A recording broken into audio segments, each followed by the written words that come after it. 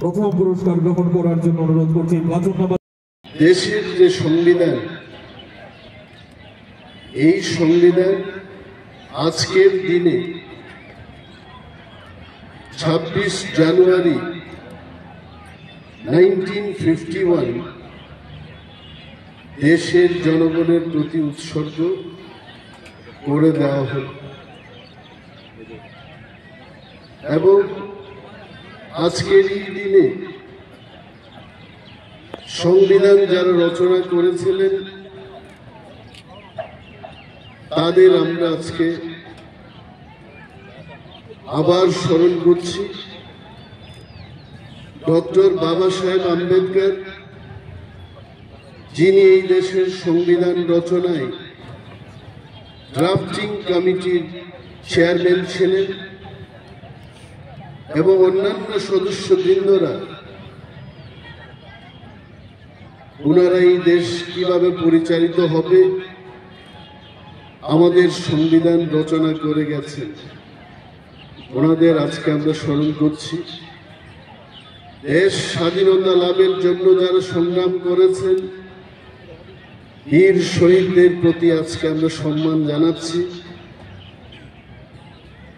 1947 আমাদের দেশ যখন স্বাধীন হলো, ঠিক তার কিছুদিন বাদে সংবিধান রচনার একটা কমিটি গঠন।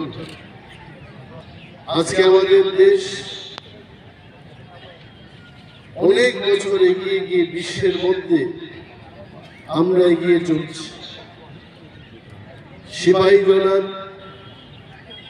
এই জেলার সমস্ত নাগরিকবৃন্দ রাজ্যের সমস্ত অংশের মানুষের সাথে এবং দেশের সাথে আপনারাও এগিয়ে চলেছেন।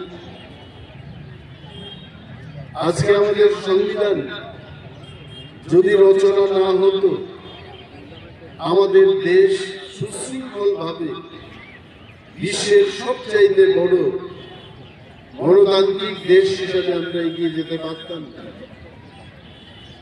আমরা গর্বের সাথে বলতে পারি যে আমাদের দেশ পৃথিবীর সবচাইতে বড় গণতন্ত্রের দেশ এবং এই দেশে জন্মগ্রহণ করে আমরা সত্যিই গর্বিত। দেশের যুবকদের জন্য দেশের সরকার আজকে স্কিল ডেভেলপমেন্টকে নিয়ে অনেক প্রশিক্ষণের ব্যবস্থা করছে। আজকের পৃথিবী হচ্ছে নলেজ বেস।